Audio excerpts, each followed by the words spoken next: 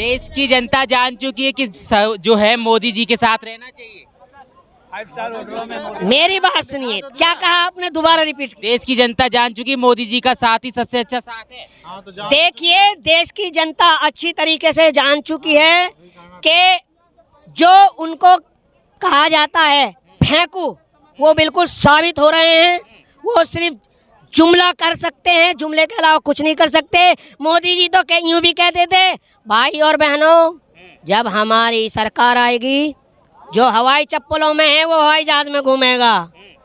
अरे भाई, जब तो पैरों में चप्पल थी भी, अब तो हवाई चप्पल भी नहीं है। 24 में लाओ फिर से सब अच्छा हो। अरे हवाई जहाज में तो जब बिठाओगे आप, जब यार सरकारी साहब ने प्राइवेट तो कर दिए, सबको बेचे चले जा रहे हो, कहाँ से हवाई जहाज में गरीब जनता बैठ जाएगी?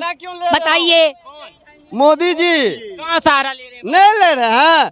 मनोज तिवारी बागेश्वर बाबा का ड्राइवर मोदी जी तो अब पूरे बीजेपी का टीम उसके पीछे लाइन लगा के खेल रहा है, क्योंकि जमीन वहाँ पे। मैं मंच से देखिए धिंगई से कहला रहे हैं वहाँ की जनता से, जय बजरंग बली, जय बजरंग बली। गलत क्या है? बजरंग बली ने ऐसा बजाया, ऐसा गदा बजाया कि उनकी शुरुआत अब पूरे हिंदुस्तान में। भाई बहुत मेरा नाम का गलत इस्तेमाल कर रहे हो।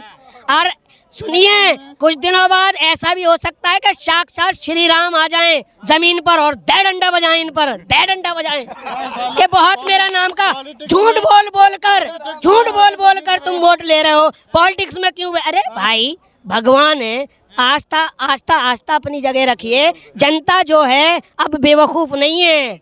जनता अब जो है पढ़ी लिखी जनता। भक्ति का प्रचार करना गलत हो गया, आस्था से खिलवाड़। कौन कह रहा है? कौन कह रहा है? आप एक मिनट, बिल्कुल आपने सही जवाब। आप कहते हैं सबका साथ, सबका विकास, सबका विश्वास। तो क्या आप एक ही समुदाय का आस्था पे सिर्फ विश्वास रखते हैं? चर्च नहीं है, गुरुद्वारा नहीं, तो बोला भी नहीं मोदी जी ने। तो वही तो कह रहे हैं, सबका साथ की बात अभी भी करते हैं वो। कौन?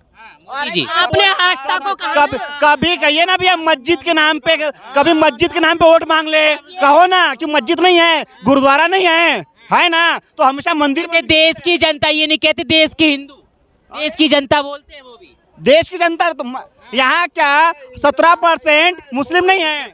देखिए, वो बिल्कुल सही कहते हैं, सबका साथ सबका विकास। सिर्फ किसका साथ और किसका विकास? नीरव मोदी का, ललित मोदी का, महेश चोकसी का, समझ रहे, अडानी का, अंबानी का। 8000 उद्योगपति आज की डेट में ऐसे हैं, देश की इतनी बदतर हालत कर दी है इन्होंने 9 साल में। ये कांग्रेस को दोष देते हैं। अरे कांग्रेस ने तो देश को ऐसा बना दिया कि तुम सोच भी नहीं सकते। 8000 उद्योगपति आज देश छोड़ने को तैयार हैं। कहते हैं कि हम तो फकीर आदमी हैं, झोला उठा के चल देंगे। अरे आप उद्योगपतियों को नोट भर भर के झोला थमा रहे हैं कि भाग जाओ विदेश, भाग जाओ विदेश। तुम्हारे बाप का पैसा है क्या? जनता का पैसा है। आप नॉलेज रखते हैं? उद्योगपतियों का सुना होगा, 1 रुपए पे अरबों लाखों करोड़ रुपए का लोन माफ कर दिया। किसान अभी एक लोन ले 50,000 का, 1 लाख का, फौरन अगर 2 दिन भी लेट हो जाए तो घर पे पुलिस पहुंच जाती है। क्या गरीब के लिए कानून है? उनके लिए कानून नहीं है। क्यों माफ किया आपने? घर से लाए थे पैसा। 9 साल पूरे हो गए, मेगा प्लान तैयार कर लिया है मोदी जी ने आने वाले 24 को लेकर। ये देखिए मेगा प्लान, देख लीजिए, आपको दिखाई दे रहा मेगा प्लान? दिखाइए जरा, जंतर मंतर पे बेटियां बैठी हैं, गोल्ड मेडलिस्ट, ये है उनका मेगा प्लान। अरे आपको शर्म आनी चाहिए। मेरे भी प्रधानमंत्री हैं वो, मैं पूरा सम्मान करता हूँ। आप केरला स्टोरी का प्रमोशन करते फिर रहे हो, जो मन गढ़ंत है, जो ओरिजिनल है उसका भी प्रमोशन कर दो, आन के उसका भी प्रमोशन कर दो। जहाँ पर गोल्ड मेडल जीत कर लाती हैं, बड़े आप खुशी से जाते हैं स्वागत के लिए। मोदी जी भाई परे हो जा, जरा फोटो खिंचवाने दे। आप फोटो खिंचवाने में और कैमरे पे आने में तो बहुत जल्दी माहिर हैं, आते हैं। आज 26 दिन हो गए, मेरी हालत खराब हो रही है। मुझे 3 दिन हुए उनको, यार उनको सलाम करता हूँ मैं। देखिए मैं डरता नहीं हूँ। हो सकता है मैं आपसे बात कर रहा हूँ, कब मुझे शूट आउट करा दिया जाए। डर भी है आप? पत्रकार से डर लगता है बात करने में, समझ रहे हैं आप? यार एक बात बताइए, हम G20 की अध्यक्षता कर रहे हैं, समझ रहे हैं? G20 की अध्यक्षता कर रहे हैं और यूपी में ये कांड हो जाता है। वो माफिया थे, कितने ही बुरे अपराधी थे। अगर काश अशरफ और अतीक भाजपा में आ जाते ना तो वो बिल्कुल साफ सुथरे हो जाते। भाजपा के एक नेता हैं, हमने 2 राउंडों को खत्म कर दिया, 2 माफियाओं को मिटा दिया। गलत क्या किया? अरे सुनिए, मेरी बात तो सुनिए, मेरा जवाब तो ले लेना। आप पत्रकार हैं या उनकी तरफदारी कर रहे हैं? चलिए जवाब दीजिए। आपने 2 माफियाओं को खत्म किया, 2 राउंडों को, अच्छी बात है, 3 तो पैदा कर दिए, सम्मानित करना चाहिए उनको। और सुनिए, मर्डर तो हुआ ही हुआ, मर्डर तो हुआ ही हुआ, जय श्री राम को भी बदनाम कर गए। कितनी बुरी बात है यार। कानून भी कुछ होता है, खत्म कर दीजिए पुलिस को, इसको खत्म कर दिए, वकालत को बंद कर दो, न्यायालयों के दरवाजे अगर जब गोली की नोक पर कानून चलने लगे। यूपी की जनता बड़ा खुश है। खुश नहीं है, खुश नहीं है। माफियाओं का अंत होने लग गया। देखो, अरे मैं तो जब समझूं माफिया तो तुम्हारे दर्जनों भरे पड़े हैं, उनका भी खात्मा कीजिए। या ब्रजभूषण जी से डर लग रहा है?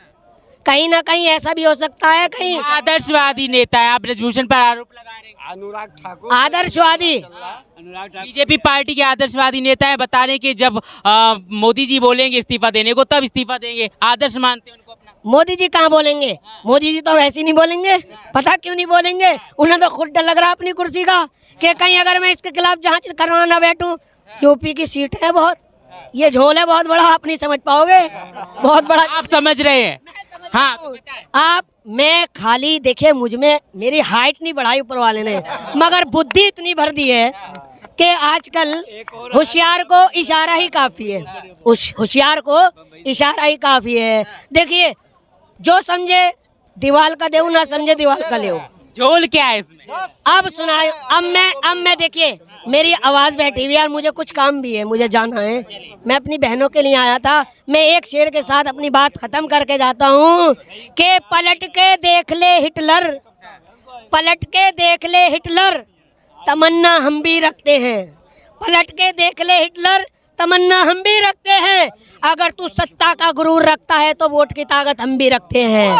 2024 में यही बेटियां जो आपको लेकर आई थी, यही किसान जो आपको लेकर आए थे, यही जवान जो सड़क पर खड़े हुए हैं, जिनकी बदौलत आज हम खुल के सांस ले रहे हैं, यही सड़क पर हैं, यही परेशान हैं। आपको 2024 में ना घर बिठाने का काम कर, मतलब चुनावी मुद्दा बना दिया इस धरने को भी। अरे भाई एक बात बताइए, चुनावी मुद्दा क्या हो गया? चुनावी मुद्दा आप बोले 24 में पलट दे। आप क्यों चुनते हैं सामने वाले को? मैं अगर आपको इंटरव्यू दे रहा हूँ इसी वजह से तो दे रहा हूँ कि आप मुझे न्याय दिलाओगे। अगर मैंने आपको प्रधानमंत्री बनाया है, प्रधानमंत्री आप हमसे हैं, हम आपसे नहीं हैं। ये जनता जनार्दन है। अगर 65 साल की कांग्रेस को खत्म कर सकती तो आप तो 9 साल हो गए आपको। बोले 47 तक राज चलेगा हमारा। नहीं चलेगा। कहते हैं भाई और बहनों पढ़ो लिखो। अरे वो बेवकूफ़ है यार जो 25-33 लाख रुपए डॉक्टरी में बच्चे के लगाएगा, इंजीनियर बनाएगा और वो फिर ठेला लगाएगा। 56 इंच का सीना है, आप बदनाम कर रहे हैं। भाई सीने तो लड़कियों के भी होते हैं। 56 इंच का सीना खाली कहने से, अगर 56 इंच का सीना है तो एक बार मेरे बहादुर सैनिकों के बीच में जाकर दिखाइए। खाली लड्डू खिलाने से प्यार नहीं उमड़ता। अरे वो थोड़ा दौड़ के आज 1 रैंक 1 पेंशन देखिए क्या हालत है। बैठे हुए हैं 1 रैंक 1 पेंशन के लिए। एक लड्डू से मोदी जी पेट नहीं भरेगा। अब बच्चा आने वाला युवा कपड़ा मांगता है, रोजगार मांगता है। आप हिंदू मुसलमान पे वोट मत मांगिए। मंदिर मस्जिद बनाने से पेट नहीं भरेगा। नारे तकबीर अल्लाह अकबर कहने से पेट नहीं भरेगा। जय माता दी तो हर कोई कह देगा, जय सियाराम हर कोई कह देगा। आज की जनता जो मांगती है ना, रोटी कपड़ा मकान रोजगार बेरोजगारी, आप कह देते 2 करोड़ नौकरियां मिलेंगी। मैं 60 लाख तो तुमने छीन ली, 2 करोड़ नौकरियां तो तब दोगे। 76,000 दी तो है। सिलेंडर 1200 होगा। सिलेंडर महंगाई कम कर रहे देश में। अरे मुझे कितनी में, अरे भाई साहब मेरी बात सुनिए, बहुत अच्छा बात रखी है। मैं लेट हो रहा हूँ मगर चलो बोलता चला जाऊंगा। महंगाई। देखिए, कभी आपने सुना था कॉपी किताब रबड़ कटर? कभी सुना था कोई बाहर विदेश में भी जीएसटी लगाता है? ये बहुत चालू सरकार है, बहुत फरेबी और बहुत नाटकी सरकार है, ताकि जो 100 रुपए की किताब थी आपने 300 रुपए की कर दी। क्यों कर दी? अगर बच्चा पढ़ेगा तो राहुल गांधी की तरह सवाल पूछेगा संसद में मुझसे। समझ रहे हैं आप? तो क्या भविष्य बनाओगे आप देश का यार? क्या भविष्य बनाओगे? पढ़ोगे लिखोगे तो सवाल पूछोगे। अगर अनपढ़ रहोगे तो हम बेवकूफ़ बहुत जल्दी बना सकते हैं।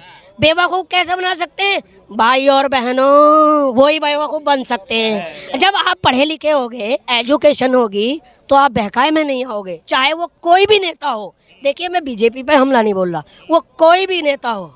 इसलिए मैं आपके चैनल के माध्यम से एक अपनी आखिरी बात को विराम दूंगा कि देखिए, हिंदू मुस्लिम सिख ईसाई सब हैं मिलके भाई भाई, इनकी नीतियों में ना आए। और एक चीज़ और, एक रोटी कम खाए मगर अपने बच्चे को ज़रूर पढ़ाएं, बस।